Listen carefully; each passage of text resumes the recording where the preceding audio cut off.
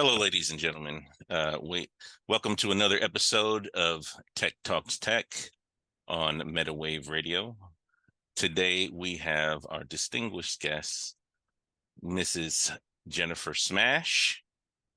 She was born in New York City to Puerto Rican parents and raised in the Bronx before growing up in Sleepy Hollow. She pursued her education diligently, earning an associate's degree in business administration, followed by a bachelor's and master's degree in accounting, and with a minor in taxation.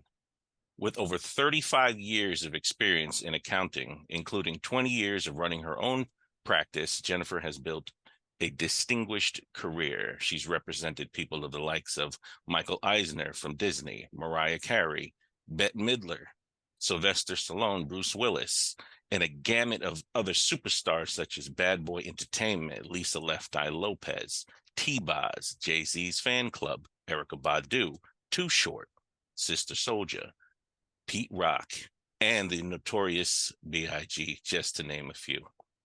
Welcome to the show. How are you today? Hey, how are you? Hi, we're doing good. It's good to have you on the show. This is quite a legacy that you've had Yeah. throughout your career. I'm sure a lot of interesting things have gone on throughout your career, and you seem to have met many interesting people and help them grow their wealth. Because from what I understand, that's your business, to make sure that everything, monetary and financially flows in the right direction for the success of the person, the company, or whatever someone might be marketing. Now, could you tell our audience, something from the beginning where you first started out and how you came up, your educational background and the progression of your business that now is also in the metaverse, and you're also helping clients there as well? Woo, it's a long walk, but I'm blessed to even be here to say my story. Once before I start, I want to say thank you for considering me for Thank you for this coming on. Meditech. I appreciate you guys. We appreciate you. Yeah, I'm originally from New York, and in high school, I remember I had a class called Junior Achievement where we had a representative from IBM back in the days come and start up a business, and we learned every aspect of a business from the CEO, what the stocks are. I think we sold stocks for lollipops. So we went to our family, raised the money, purchased the product, sold it, then accounting for it, and then giving back the proceeds to our family members. And I was hooked. I knew exactly what I wanted to do. Okay. I was involved in every step. I think I did extra work. And so I just loved the whole concept. So I knew exactly what I wanted to do when I got out of high school. And so I did proceed to go get my associate degree in Berkeley in White Plains. Then I went and attended Pace University in New York, and also took on a job right after college. I went right into a company called Executive Monetary Management down in Manhattan. It was my dream job. Okay. And Um, this was right after college. this is, yeah, during college too. So I can't Okay. remember. So I'm not familiar with that company, but to come right out of Yeah. college and go right into, I saw some of the people that they represent. They were pretty big at the time. Yeah, they are still around. They're in New York City.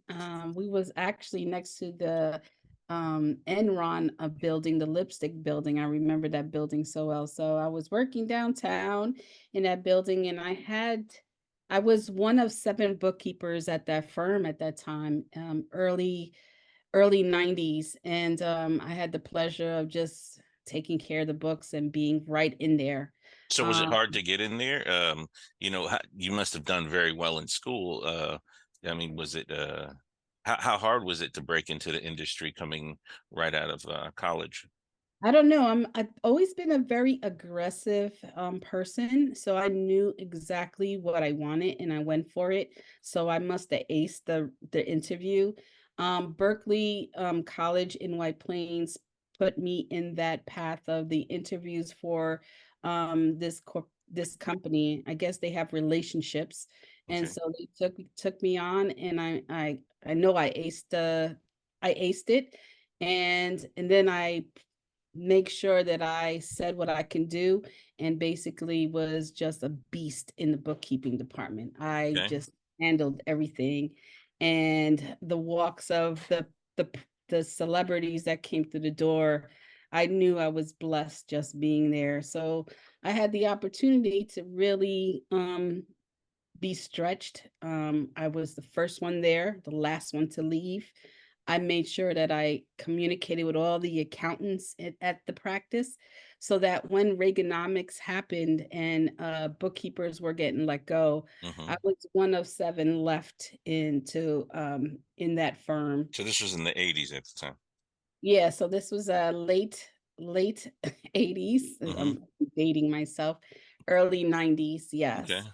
So that was my first experience in accounting practice. I knew exactly I was home. It was the best thing. And then of course they let go the whole bookkeeping department. And so I'm off to seek for my second job, which was with V Brown and Company. Now Vernon Brown is a business manager in the industry. He is still around. I started his firm with him. I actually got the job because of what I have done. And so he thought it was going to take me about a couple of months to go ahead and reconcile all of Public Enemy's touring books and stuff. Okay. It took me about 5 days to get that done. Okay. And And usually that would be weeks of work. weeks of work, but I've already had training in my other job, EMM, because I had to do Eisner's, oh, so many transactions I had to enter and data into. Right. And he's huge because he He was was Disney big money back at then. and Yeah, Disney money yeah, was yeah. long back then too. Yes, yes, yes. So, and there was some other, not famous lawyers and really high wealth individuals that you would not recognize their name. And I was just a beast handling everything. So I knew that I could get through Public Enemy. I just looked at the stack of bank accounts and I just was like, oh, this is easy. Okay. So that's my start, man. I had the pleasure of meeting and helping V Brown and Company become a company. He was originally an insurance man and he started dabbling into representing on the accounting side. And so then I was hired there before V Brown and Company started, and we started and we had he had his practice in White Plains, New York. And so this is where I established and got the account with Bad Boy Entertainment. This is when Okay. So how was that? I mean, that was through one of your companies, or how no, did that? that was with B Brown and Company. Okay. Okay.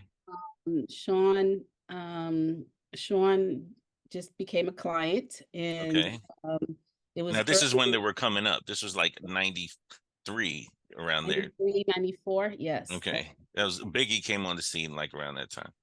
yeah, Big came later, probably 96, 97. We had Puffy first. Right. Okay. And then, I represented Total 112. We took care of his whole enterprise basically. Okay. And yeah, I had the it was great, man. I had a good time. I learned a lot. Puffy, I have to say, I know he's going through some stuff right now, and I don't agree what I'm seeing and stuff, but Hmm. he was an entrepreneur, and I Okay. have to give him props for that because he really, really pushed me to the level Right. of almost cursing him out sometimes. Right. But um, he was a good teacher in regards to the business, being a true entrepreneur, Right. always running his business on faith. And I mean, I was watching his numbers and sometimes I would shake my head. I'm like, you want what? And I'm looking at his account like, how is he? But things always fell in place. It was amazing. Besides him, I can't, we had, continuing with Public Enemy. I was Hmm. their accountants for Public Enemy. That was fun. Flavor was a shout out to Flavor Flav. Flave, if you hear this, love you, Hmm. brother. Chuck D, that was a very interesting time. You're talking about this controversial Fight the group Power days. and how many like IRS audits we had just coming Mm. through the door. It was amazing. I was like, wait, what is going on? They taught me how to make sure our paperwork was right. I had So let's touch on that. Mhm. You said there was a lot of IRS audits for some of the artists at the time. Yeah. Now, what do you feel that was that a typical thing, or do you think it No, was no. something that was probably forceful, Yeah. well, not say forcefully, but intentionally Yes. targeted? Absolutely. They were very, they were making a lot of noise and were making a lot of people nervous. So, Right, right. I remember that, I've been especially back in the day with Professor Griff and Mhm. Sister Soldier. There were some Yeah, Sister feathers that were Soldier. being ruffled back then, uh, Yeah, Sister and Soldier was also my client. Shout out to Sister. She actually autographed my first book.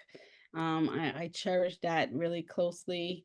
I hope to connect with her again, so I'll bring her to the metaverse. I'm working on that. oh, great. And I had a host of others at V Brown and Company, from the young D'Angelo, and a lot of back of the house people like Sylvia Bone, Ron Sweeney. These are people that are in the music industry. Richard Nash, Jocelyn Cooper.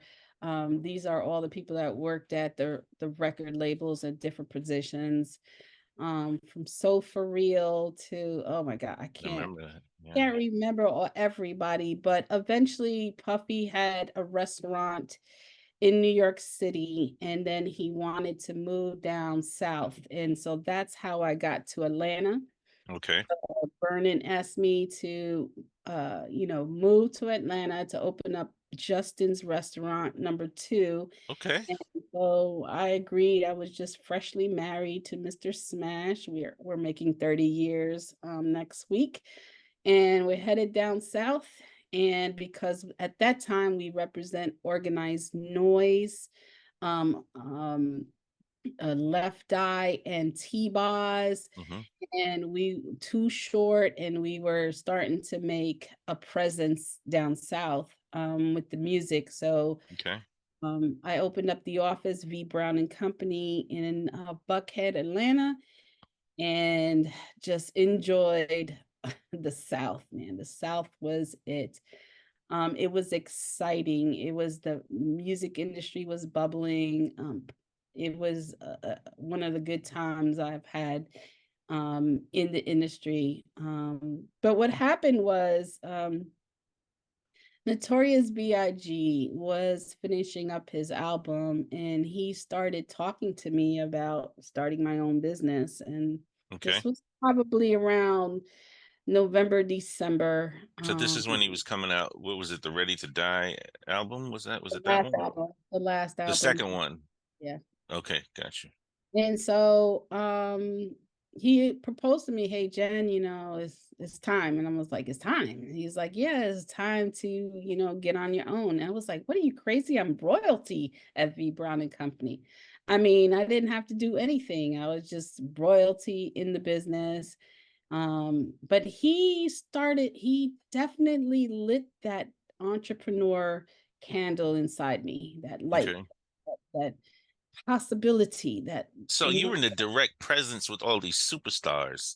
You absolutely. would you meet more with their management, or you would meet with them directly and break it down to them exactly what they needed to be It doing? depends on the artist. So most of the time I'm directly in touch with them because I had to deal with their finances. So I'm paying their bills, paying Okay. their mortgage, paying their rent, paying giving them money, handling their finances directly. I would work with the team. They always have a team. So you have their management, your lawyers, and the team when it comes to negotiating and stuff like that. So it usually was me and my boss, Vernon Brown, and me as a representative and the client. So yes, I had direct contact with each of these wonderful individuals. There's so many I can't even name right now. I did write all the clients Hmm. down because you kind of put me. I was like, wait, let me see, and Okay. I looked at the list, and I'm like, But oh it goes on and on the list. yeah. Some that you had direct contact and some that maybe you Mhm. didn't have direct contact, but you're still representing. No, Or everybody you did. everyone is a direct contact because you're Okay. dealing with people's money. So I Okay. had to have a relationship. I had to Awesome. have a trust factor. Right. They're calling me to get whatever they needed to be done. Because they So were very likely getting the results they were looking for. From what I'm hearing, you were one of the biggest hip hop artists, of all times, Notorious B.I.G. mhm, And, the label he was with, Bad Boy, yes, huge. You were there during the laying of the foundations of this. Um, absolutely. did you feel a lot of pressure at that time, or did it was just like business as usual, and I know what I'm doing? I think business was usual. I was in the books. I'm a nerd. Hmm. So I didn't really care about the hoopla, what's going on, who's on tour, woo, woo, woo. I was always with the numbers. I would be, speaking to all the team members, even and accounting for every penny. I mean, literally, there's some road managers out there will talk about me, but if you're off a penny, I'll be like, I need you to go get a penny and mail it to me because Mm, you know, a penny is a penny. So I was really hard on that stuff. right. Um, I did from Left Eye. She did give me a compliment. She said, Jen, I was too hard. She said, Jen, you're too hard with my money. And I was like, well, that's my job. Hmm. And I took that as a compliment, not a disrespect. So Right. but there's some clients, that just doesn't listen to you. So you need Hmm. to, for those professionals out there, make sure everything's in writing. I mean, yeah, there was this one client, I'm not going to say the Hmm. person's name, but Okay. they got money in advance from the record label. And what did they do? Go right to the car dealership and ready to drive off with an expensive car. And I'm like, wait a minute, you got to pay taxes, you got to live, you got to produce an album, and you don't get any more money until you go on tour. And Right. so I was gonna say her name. Oops, I said her. That's And okay. so basically we had to just write a letter, say we advise you that, doing this purchase is blah blah blah. So for all the accountants out there, make sure that you cover yourself, put it in writing, especially if they don't want to follow your professional advice. You need to put it in writing so you have an acknowledgement, Hmm.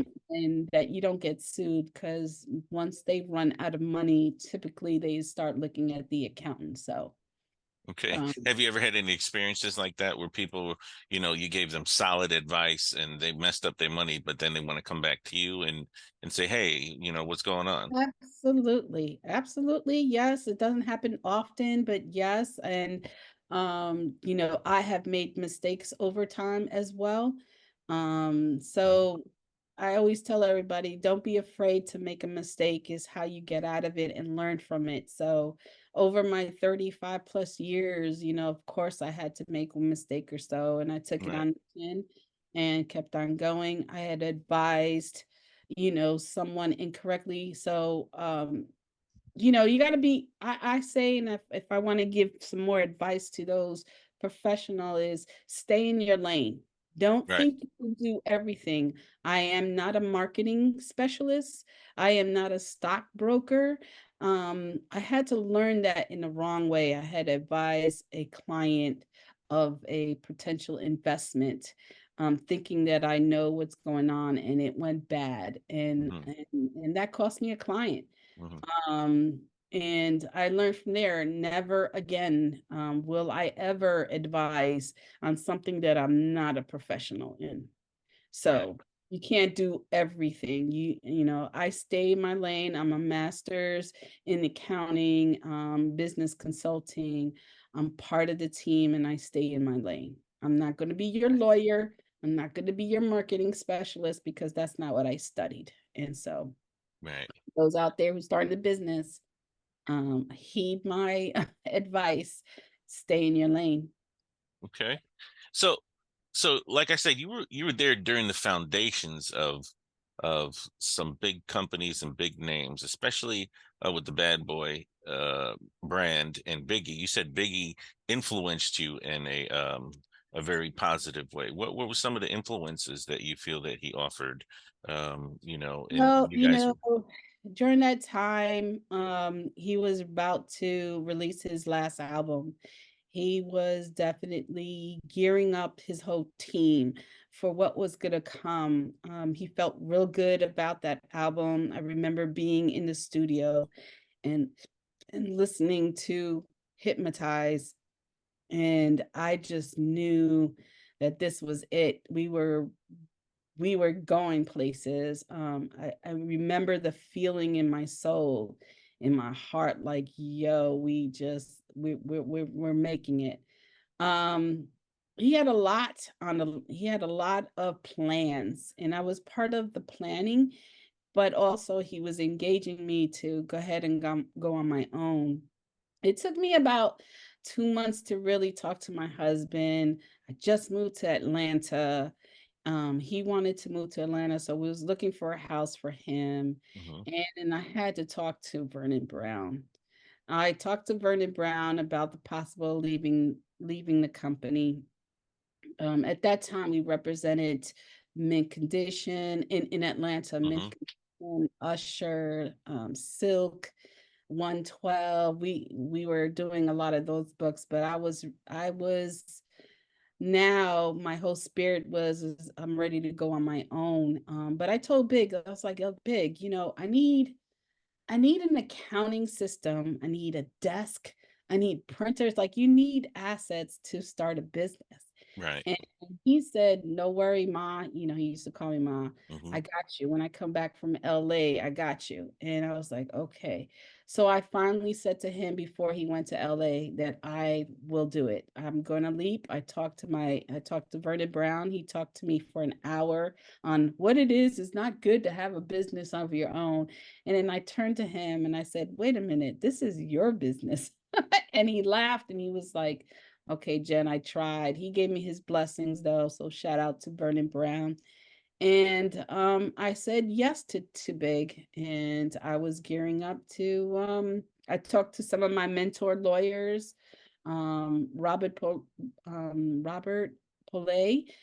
He still does law for the entertainment, Mhm. and he gave me some good advice, and I followed it and I told him yes. And he said, when I come back from LA, I got you. I said, fine. And then I get that call at 3 o'clock in the morning that Big is passed. I spoke to him that Saturday before he passed. He wanted me to send some money to him for some chronic. And I was like, Okay. no. I was like, you need to go to rehab. And I hung up the phone, and that's my last conversation with him. And then I get that call at 3 o'clock in the morning with Wayne Barrow, and my life changed. Um, I just sent off money to Merrill Lynch for Big's financial. Everything was clean. He was Mhm. gonna make money. We signed, like, I don't know how many, I can't remember now. It's been so long ago. A stream of tour dates. I Mm. mean, we had He the was Brooklyn. basically at the pinnacle at that point. Ooh, we had the Brooklyn Mint brand going. I'm telling you, we were ready to hit it, and I was going to reap the benefits. I promised myself never to calculate how much I was going to make because I just didn't want to. Right. And that's it. But I have to say, a month after that devastating situation, uh, Puffy had the tour going, the goodbye tour. And so they came into town, and little Kim, little C's, they were like, we're coming over to the house. And and I was like, okay, I cook. So I like to cook. And so they came over the whole tour bus came. Hmm. So I was like, oh my God. So 112, everybody was at my house, but they wanted to talk to me. They brought me to my basement of my house, the lower level, and they told me everything that Big wanted for me, like the Right. plan. And I'm just was like in awe. Like I did not know I was in the blueprint of the plan. Right. I knew that I was going to be in the plan, but I didn't know really what all the stuff that he had going. And then Kim was like, listen, we want to continue to dream, and would you be our accountant? So I took on little C's, Kim, and started the business. But I said the same thing. Listen, I don't have a computer, I don't have a table, I don't have anything. And they were kind enough. And my car, I think, was just breaking down. And D Rock and all them, they got me some money, and I bought my assets that I needed, Okay. and had some down payment on a new car. And I started Smash Inc. And it was in accounting. And I was blessed with Kim and C's to really build the dream, continue the dream that Big had for all of us. So I continued on. I represent more female rappers, Queen Pen. I think Foxy Brown was with V Brown and Company. Mhm. Yeah, at one time I had a lot of female rappers, Okay. and just continue on. But I then started to So get. a question, sorry to interrupt, but so a question I have, Mhm. and now you can answer this or you don't have to. Do you believe that um after Big had gone, all the people that was with him that came to you, Puff was still coming to you at the time, or it was just some of the other No, people that he was dealing with that came to you and no, asked for your guidance? no. I left Puff with V Brown and Company. I went Okay. on. Yeah. Okay. So do you think that because a lot of them that was still with Big was also with Puff at the time, right? So do you feel like after after Big had died, that a lot of that leadership that he had brought to the table with some of the artists just wasn't there to pick it up from then, or how do No, you I feel don't about think Puffy was part of that. Puffy was really not the manager of Little Kim and Little C's and stuff. He wasn't even around to guide that. that? He Okay. was, maybe he had influence somehow, but I hardly ever saw Puff. I would see him like at certain parties, and Jay-Z and all them. I would see them like, on different, things that we did. But the business with Puff and stuff was not at the level I was with V Brown and Company. So Okay. So so now this so is on Big. my own. This is me now solo on my own. Got you. Um, So Big was basically like that was all of his group that was coming in yes. to join forces with your guidance in accounting Mhm. after he was supposed to come back from California. Yeah. I started representing some of the management. That's Mark Pitts and Wayne Barrow, by Storm Entertainment. And Diaz, I think, was with V Brown. But yeah, so some of the camps I represented it. But I'd never represent Puff after that. Okay. And So then I go, So yeah. you've moved up through these several accounting firms. You have your own accounting firm. You're familiar with, how to take care of people's money at this point. You're well seasoned. Yeah. You've seen a lot of different things that have gone on, some good, some bad. Yep. But you basically you tell people before it hits the fan, they'll usually, but they don't listen anyway. So asking that, saying making that statement, what do you think were some of the big key challenges you faced with some of the entertainment people that when it came to their money, and maybe not only the entertainment but anybody else that you might have represented, what are some of the things that the pitfalls Yeah. that It's it's happen sometimes? it's education. I mean, us people of color, and I'm going to say people of color, Hmm. we're not taught what a dollar is. We don't have that instilled in our family. So being able to now getting people who don't know about money make it and make a lot of money. Now it's overwhelming, but the understanding what a dollar represents was hard. It was a challenge. I'm not going to say it was a hard challenge. So I had a niche of taking my time and taking these individuals and really sitting down and breaking it down on layman's terms. Like, I remember sitting with, 112 in a conference room, just talking about what is an outstanding check, like what is a profit and loss, Hmm. and what did that read to you. So I saw that there was a void there. Hmm. So my niche was to help teach our people, period, how and to be financial literate. So Hmm. I took my time and whatever their level, I definitely went down to that level and was able to teach them and help them understand how to run a business. Kim was a perfect student. I mean, Kim understood what payroll was. Like, I put her on payroll. I made her understand what is a federal withholding, what is, Social Security, and how, what's payroll taxes. So certain individuals was open to learn, Right. and certain individuals really didn't care. Okay. They just wanted to spend what came They in, just want to basically. ride their car and get the best rims and the, Right.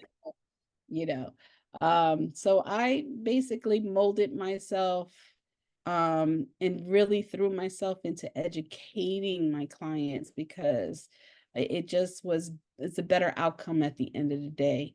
Um, and so that's how I proceed to do my business.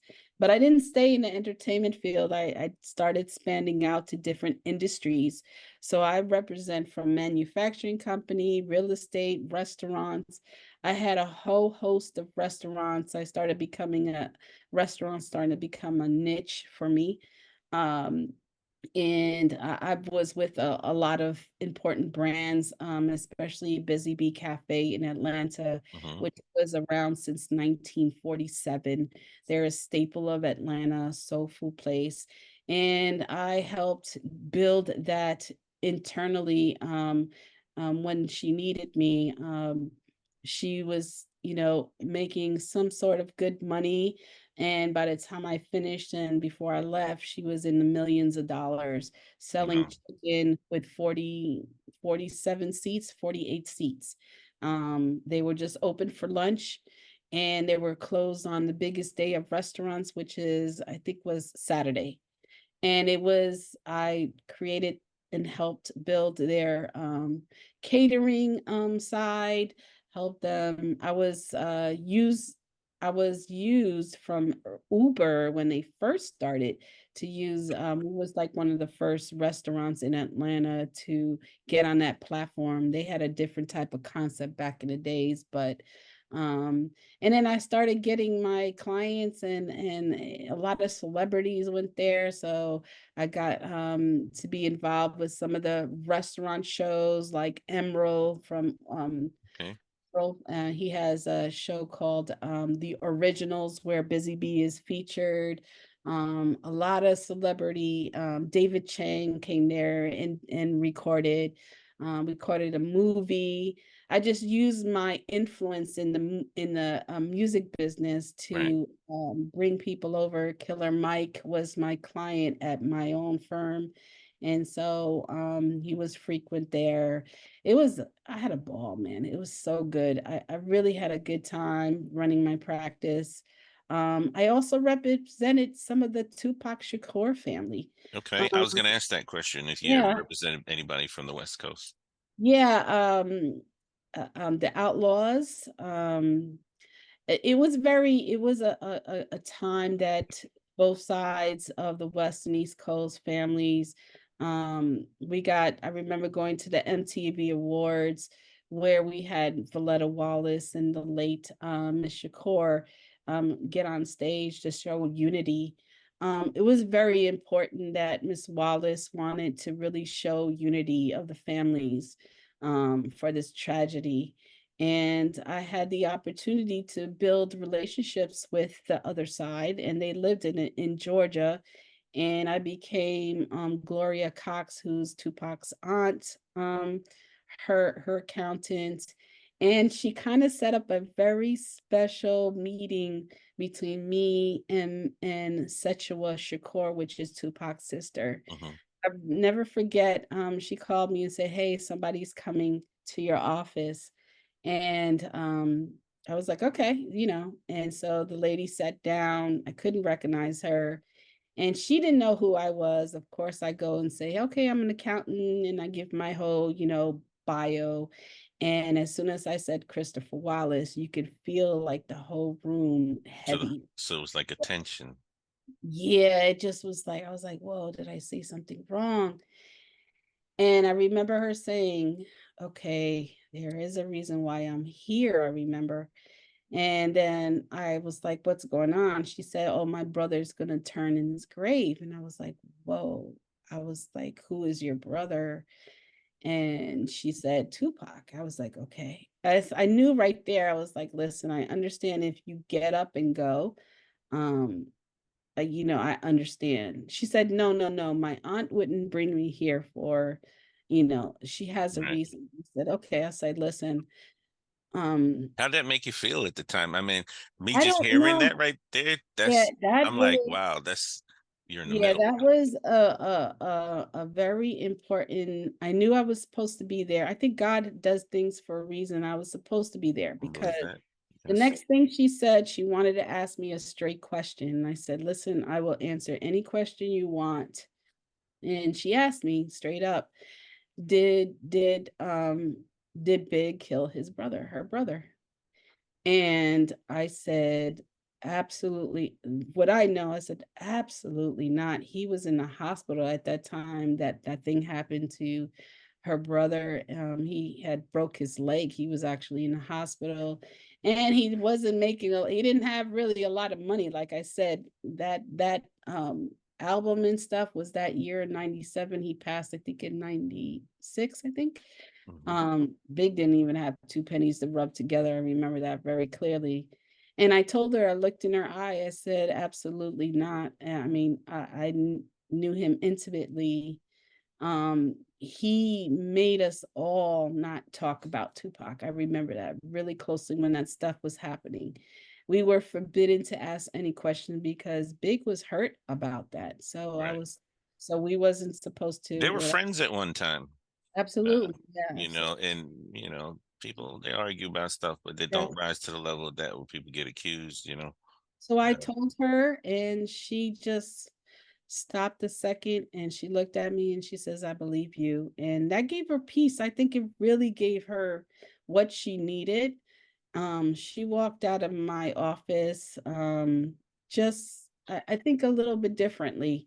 We became I became her client. I mean, she became my client, and she had a boutique, and we continued with our relationship. So I know I gave her some type of peace.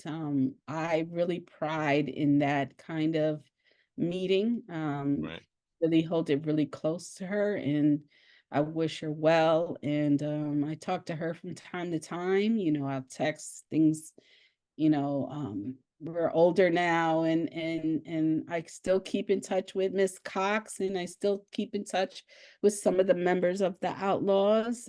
Shout out to Rufus and everybody else. And yeah, so I really love that point of time in my life where I was able to give peace to a situation. And so Sechwa Shakur is hopefully happy.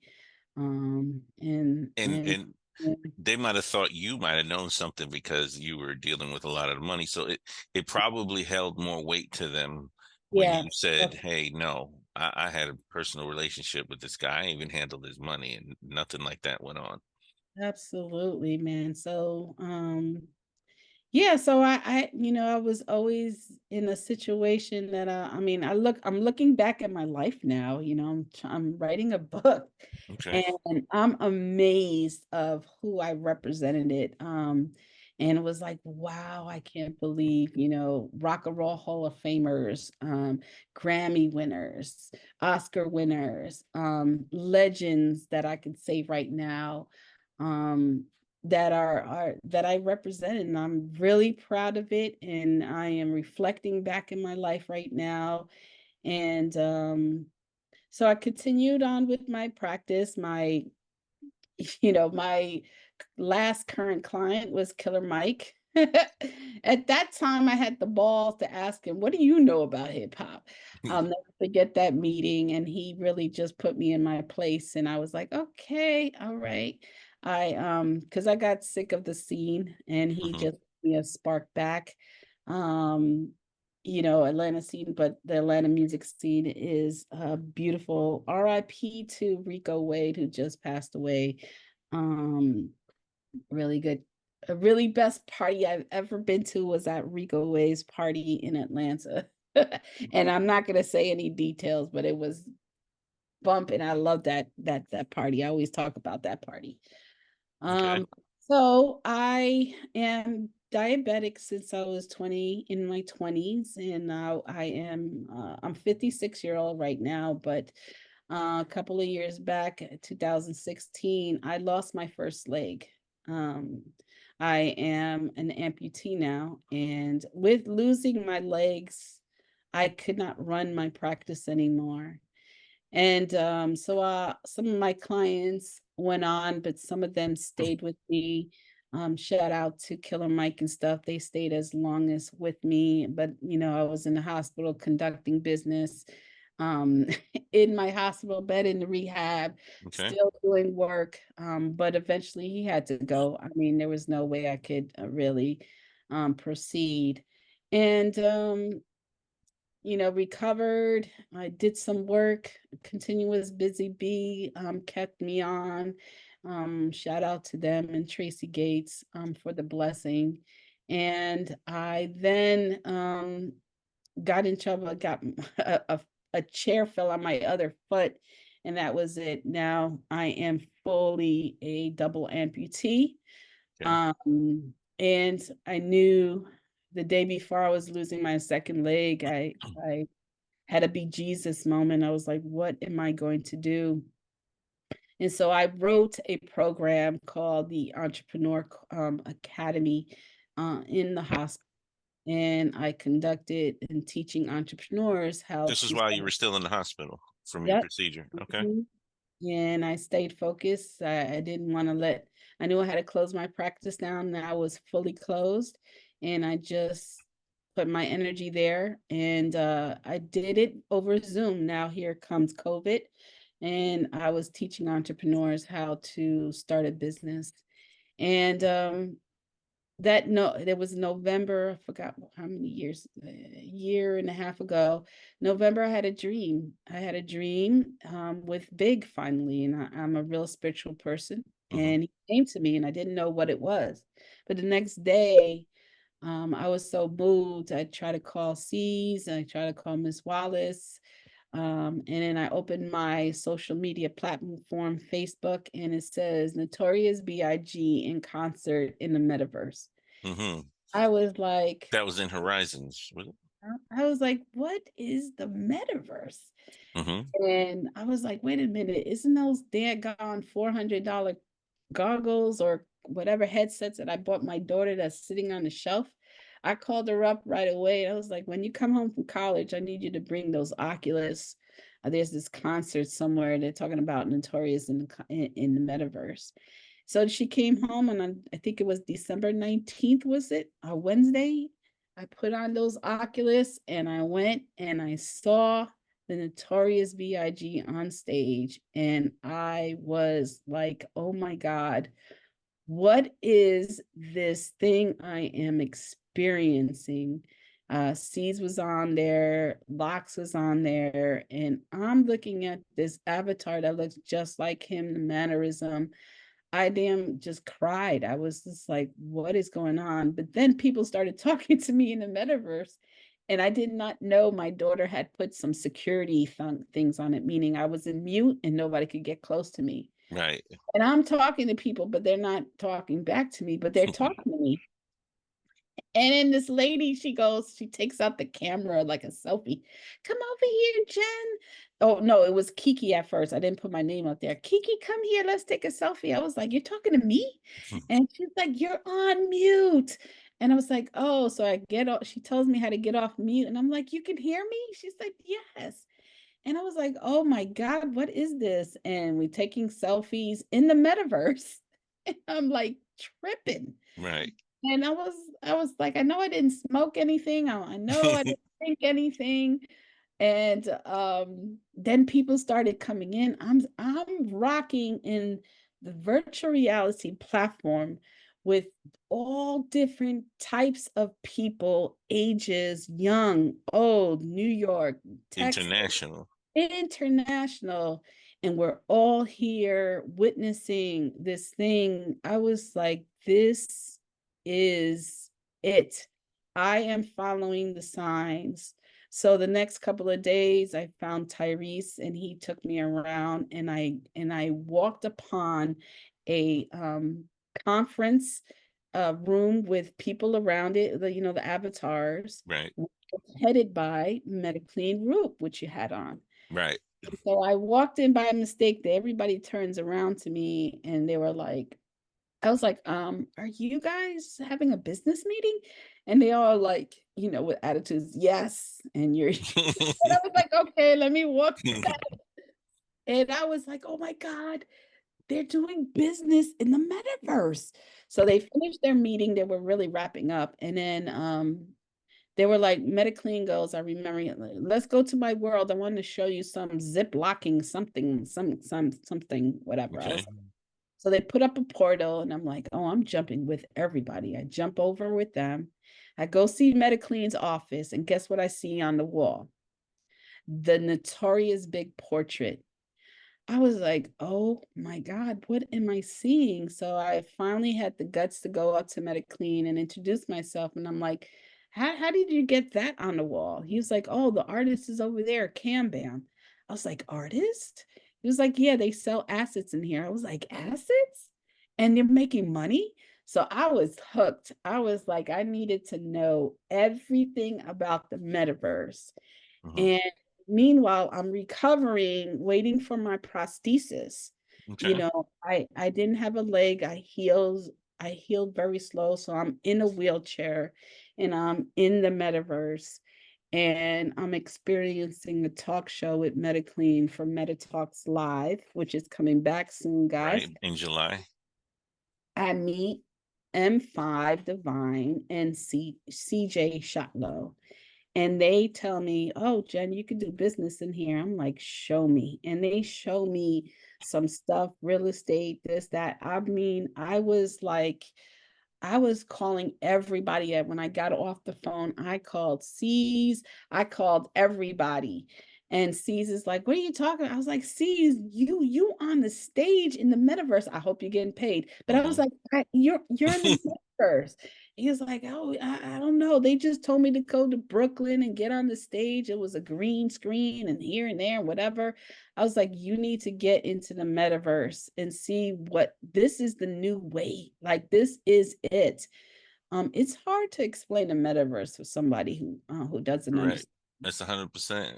I kind of equivalent that to telling your grandmother the internet and trying to tell her how important Right. the internet is. So I always tell them I get the same thing a lot of times. I say it's like dreaming but being awake at the same time because yeah, just the it's things you can crazy. do. You know. So yeah, I just kept on, and Mediclean took me over to the city, and showed me a possible place to have my. I was like, I'm gonna bring my practice in here. I'm gonna revamp myself, reinvent myself, and have a virtual practice in here in accounting. So I took up a lease in the city, and the builder was Dunder Builds, I know and him. He was on the show several weeks ago. Yeah. yes, and he goes, I said, I tell him a little bit about myself. He's like, oh yeah, my roommate went to school with Big's daughter. I said, okay, this is too many clinky dinkies. It's just lining up right. Correct. And I just was like, wow. And then I just opened my office. Last year in April was my office, and um that's it. Then I started getting clients, started, seeing where I can help, trying to figure out how to make money in the city. So much that I was then deemed as the mayor of the city. I And remember that. I remember I that was like 6 months or more ago, correct? yeah, it was, I just finished my run. Um, it was, I think, Afiki was her name. She called me the mayor, and I was like, "Yeah, I guess I'm the mayor." And then I sat down with the owners of the city, and we went ahead and I took office, first virtual mayor in the city in a virtual space. And my purpose was to help all the brands in the city to figure out how to make money. Like together, I figured out the formula, Okay. how to bring real businesses into the metaverse. Of course, with um, Meta Clean, we partner up, and so we bring brands into the city, into Meta, not the particularly the city, but just the The platform. platform. Okay. And I ran the city. I did great numbers, my stats and all that. And now I'm pivoting myself. I have now I continue with my accounting practice. I started the school that I did when I was in rehab. I brought it into the platform as well. I had 3 classes, sessions already, and I graduated 10 graduates from my 9-week entrepreneur course called VIP Entrepreneur Academy Okay. And this is um, all ran in the meta. internally into the metaverse. Yep. And that's the beauty of it, because you It's can have a classroom that's super big, spread all over the planet. And this is what businesses are starting to recognize. The yes, convenience of access is absolutely. becoming greater at this point. So I teach that course my perspective. My perspective is not a teacher student concept, but more you hired me as your business consultant, and I'm bringing my professional friends to the table. We're going to break apart your business from understanding who your customer and industry is, to understanding your taxes and your structure, to creating budgets of your marketing and your portfolio and the back of the house operations. So I have partner up with professionals, experts in their field, such as Eric Register, who is a lawyer that I worked in the real world. I made him use his son's Oculus, and he came in and teach when I'm teaching when the class is about law. He comes in and teaches part of the law, business law. So like I said, remember my motto, I stay in my lane. So I worked hard on getting professionals in their field to come and help facilitate that class when I'm Okay. teaching. So it's like So a guest speaker. absolutely, Okay. absolutely. So from Eric Register to my partner who does taxes, Christopher Swain, who's an enrolled agent, to Brian Curry, Killer Bee Studios. He comes and does marketing. To Just Jam, I forgot her name. She does, a broker when you're selling stuff overseas. So I have experts coming in. Viva Coach, I know you know her. Mm-hmm. She comes in and teaches digital tools after your plan is done, for operations. So very successful. Already had 3 classes, 10 students already graduated. Usually 50% of my class drops out because it's a master's class and I have homework, testing, and it's a lot of work. Okay. And I pride in that. And my classes will start in September. I only do it twice a year because I teach it as the perspective of a business consultant. That means I am working with you at the computer to get everything you need to be able to launch your business correctly. So I'm looking up tax laws in your state. I'm looking at industry standards. I am getting the right information for you and helping you through it. So I need time, a break in between, because I have my class is only 8 people at a time, because that's the amount I can, I can't spread myself too thin like that.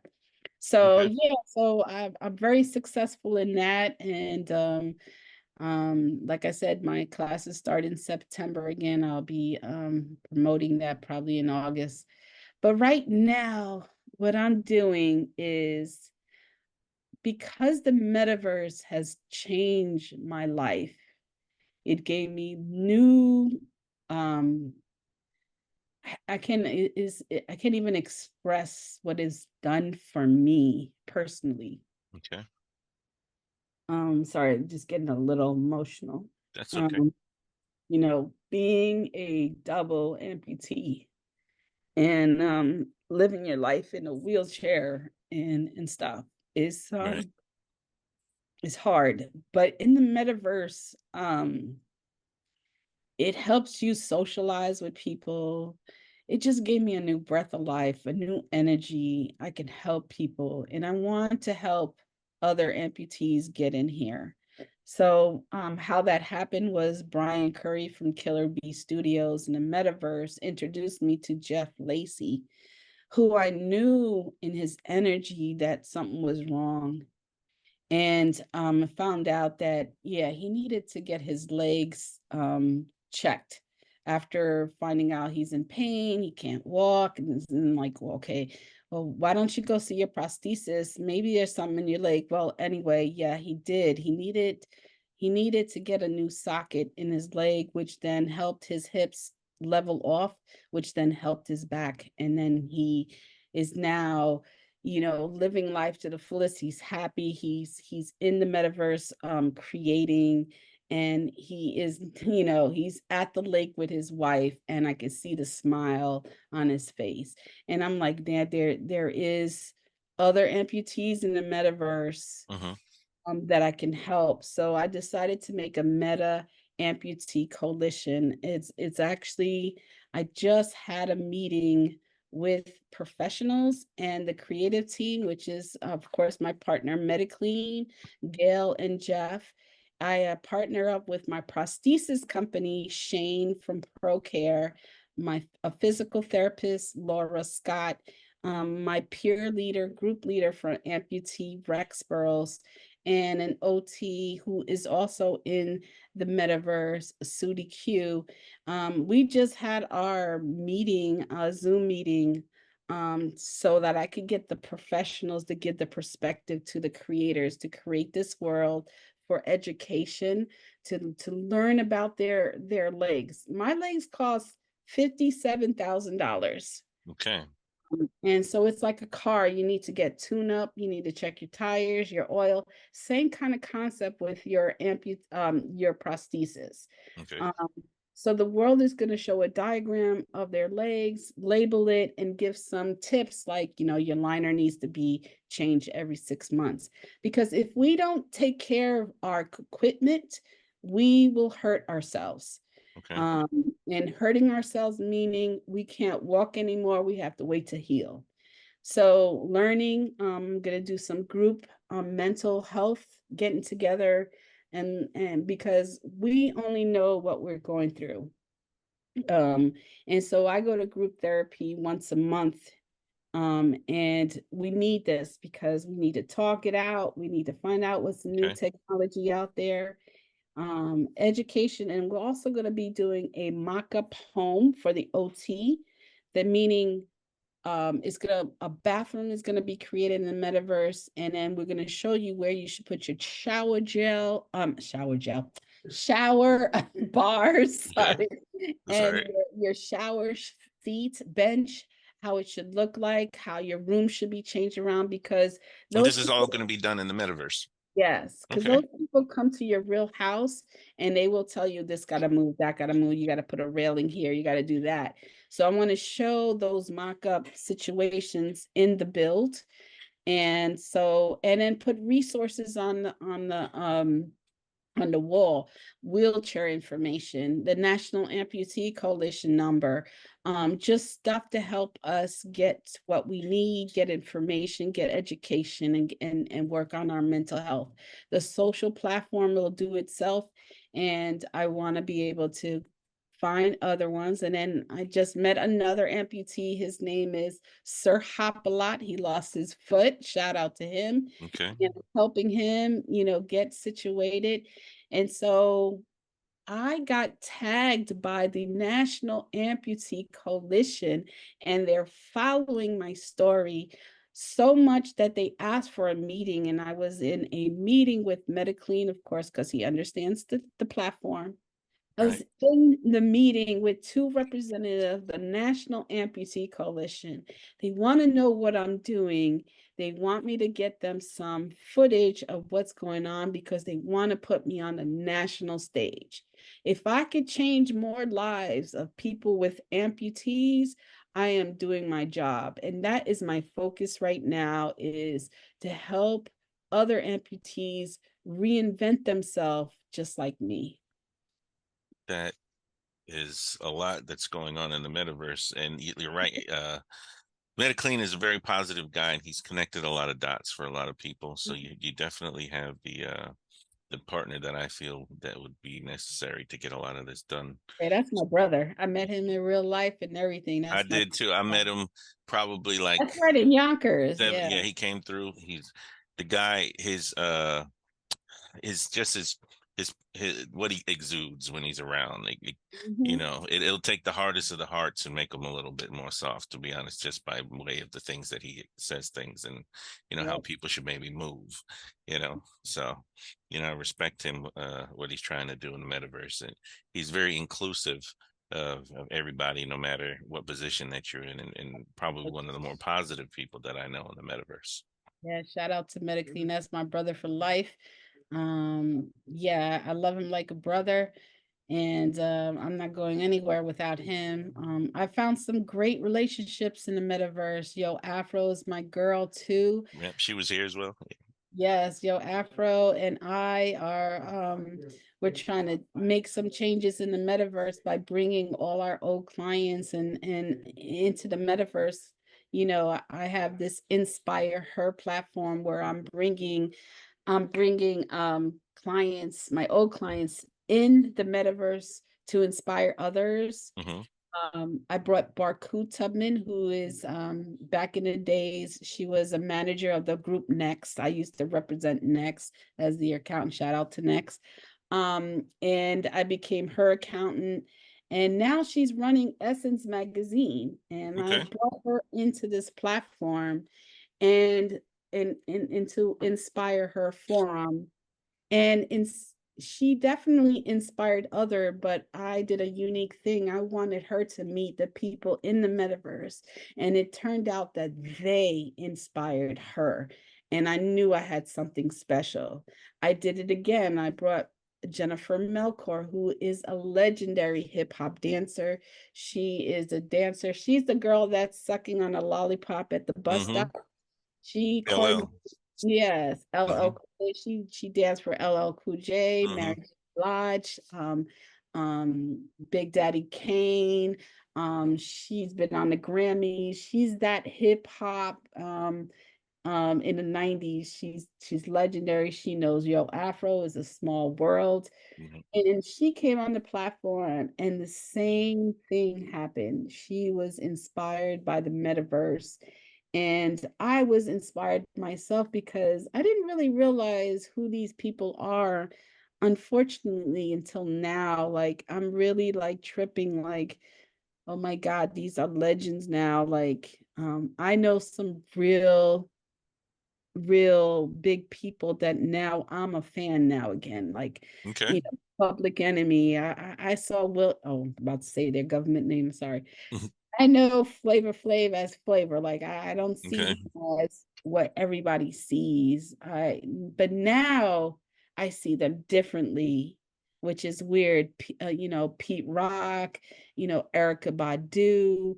Um, some of the ones that we did, like I look at them now like, wow, I was part of that. Jay-Z, when I did this fan club with family. I can't believe I was in the same rooms as some of these people. These are all the legends. Like this is A coming up like legend. the late '80s into the '90s, like the golden era hip hop. You Exactly. know, I'm a '70s baby, so I that Okay. was my era, like like mid to late '80s through the '90s, and most of these artists that you're mentioning were like the icons then. Oh yeah, yeah. It was I got a lot of stories. And speaking about that, Metaclean and Yo Afro, they're making some moves in Horizon Worlds when it comes to music right now. I really Yeah, respect yeah. what they're doing. They're probably some of the first people that I've ever seen started to ticket these events and Yes, stuff like that, which is dope. I mean, this is, so I believe, because in our platform, we're working with some things right now that will involve entertainment in the metaverse, where I think this is going to be something that's going to transition, some of this entertainment and maybe like old school hip hop, new school hip hop, up and coming artists, stuff like that, because kids love gadgets. To bring them in the metaverse, they love this kind of stuff. Do you feel like the market there, from your expertise dealing with entertainment and hip hop industry, you know how the money moves, do you feel like this could be a logical transition into something that's new in that industry? And could you see that financially it would be something that might be lucrative in the near future? absolutely. Now, a lot of people don't know that movement and stuff. I'm definitely part of. I'm at the back. I don't put my name up front, Right. but yeah, we are definitely putting that together. We're testing it out. Um, and I'm helping them. I'm actually helping them in the back end of what we need to do with my expertise.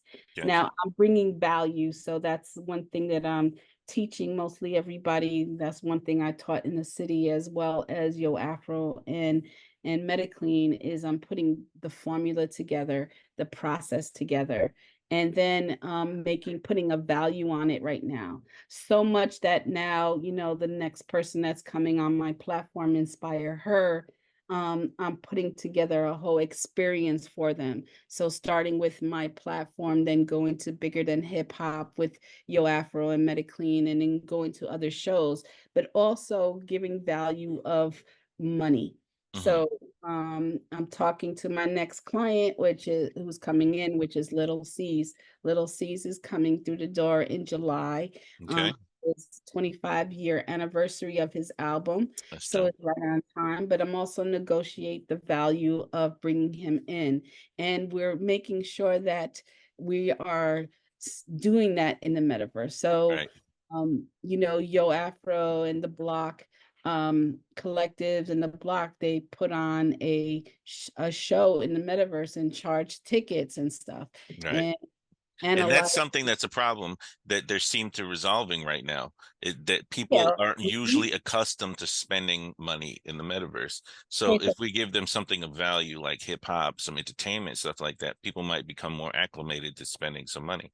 So this is my concept. So you're talking about people, the old school people, that's what they are usually used to. Right. But there's a lot of new people that are coming Correct. on the platform that doesn't know the old school way. They're used to paying for stuff. So why don't you keep on bringing that in and push the Hmm.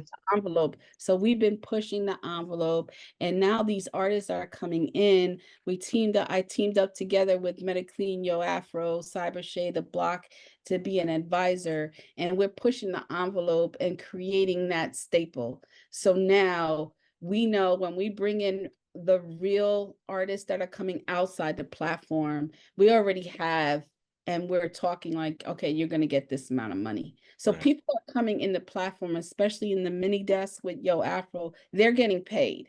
Every artist that came through the door is getting paid. The summer concert series that we're doing, everybody's getting paid, and we're creating this staple across the board. I think Soapstone is also doing it too. They're catching it. They're Right. offering $1,000 to the best comedian. Hmm. So if we want to push the economic levels in the metaverse, we have to stick to the plan. Everybody has to be able to know that to see a show, an artist, you're gonna have to pay. It could be $10 a ticket, $20 a ticket. It's still money in somebody's pocket. So we're definitely pioneering the norm. We're trying to create this norm, and we're getting it. 100%. Regardless, I agree hands with that. down, we're We getting it right now, and that's how we're rolling. So I have to be able to talk to my clients that are coming in the platform. Here's the benefits, and also you get some money.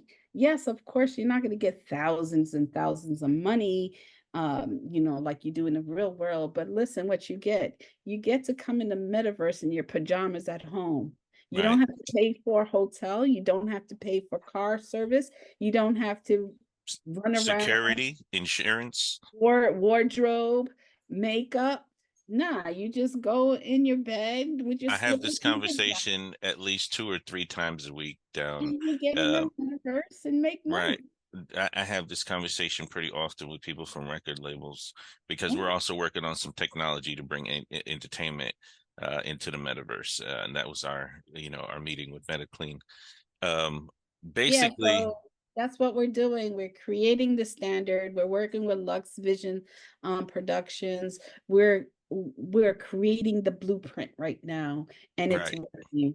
And I'm happy to be in the back of the house, not really being the upfront. I'm just doing what I did in the real time, in the real world, in the accounting practice. I'm back there just masterminding this whole thing and making it happen. I think it would be the obvious choice, basically, because your history with basically building Mhm. many superstars, and like when I had a conversation with Metaclean, he says I'm not a fan of recreating the wheel. So basically, your expertise in the real world would definitely apply to this situation in the metaverse, in my opinion, based on we've had conversations before, and I know that you have a plethora of knowledge when it comes to these types of things. Yeah, so this movement you're already seeing, I'm glad you're seeing that, what Yo Afro and Metaclean is doing, and it's a great platform. I mean, we're really paving the way, especially bringing some old school people in here like MC Shan and all that. Hmm. They're performing, and they're getting paid. I mean, I mean, this is the future. So yeah, I'm hitting up a lot of my old clients, including Killer Mike. And eventually they'll be like, okay, Jen, what do you want? And I'm like, yeah, I need you to get this Oculus on your head, bro. Like, come on. It's happening already, because I'm like, I'm hitting people over the head. I had to reschedule Greg Street from Atlanta Radio because he's doing the BET Awards, but it's just a matter of time. Everybody's going to come on. So we want to have a great process onboarding experience for them from start to finish. We're doing this, we getting together our team and really making this experience happen for our old friends or clients to come in on a different way, very structured, very safe, and making money at the same time. So, and giving them the best experience they can have. And if they perform, they're on Yo Afro stage, Mini Desk Live, which is the experience right there. It speaks for themselves. They always say, Right. like, wow, this is different, but this is exciting. I know I feel it. And we're definitely embarking in a new way of life. And we're And definitely, we've been watching what you guys are doing. I didn't know directly. I had, I had thought about it, and I said, well, she's definitely got to be involved in it after our yeah, a last lot of discussion we people. had. Because, and if not, she would probably be the right person to get involved with it, just based on what she knows.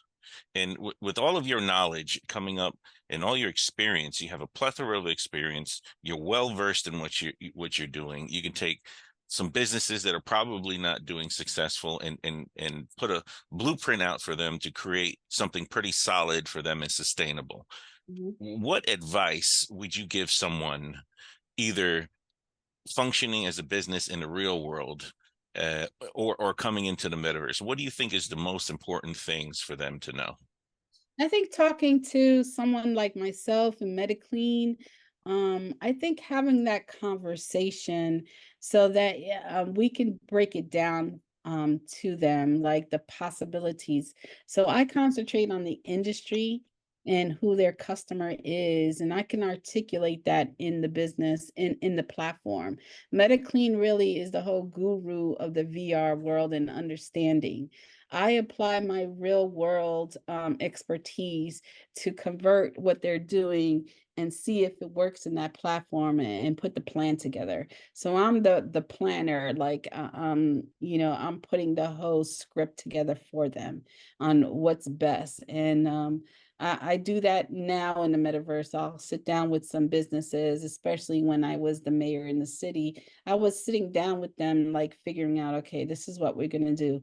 How about everybody in the city put the hours of operation on their door and then be in there during those times? And so then when people come into the city, they'll say, oh, wow, it's a real city. And yeah, the businesses are open.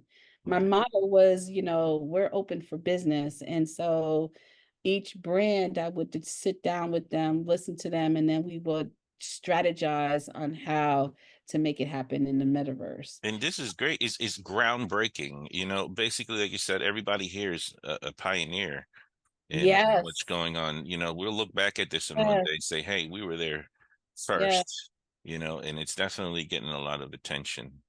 And absolutely.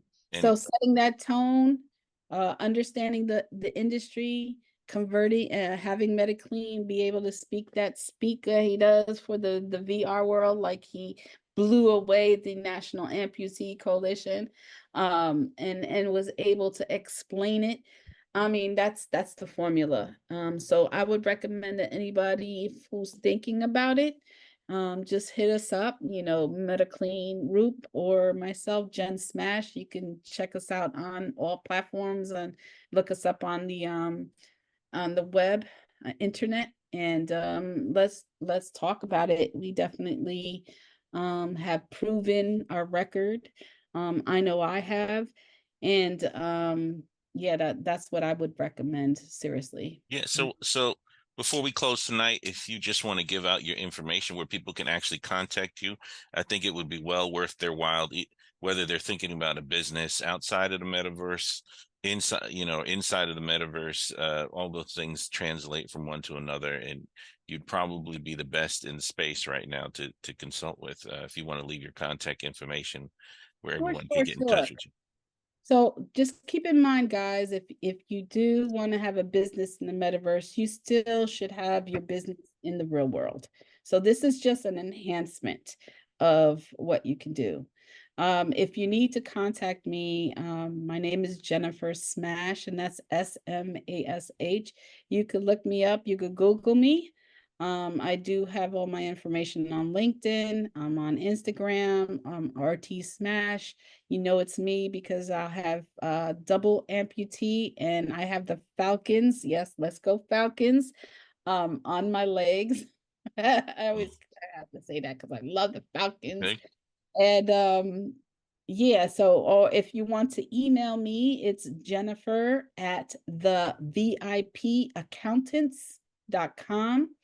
I am revamping my websites to incorporate the metaverse right now.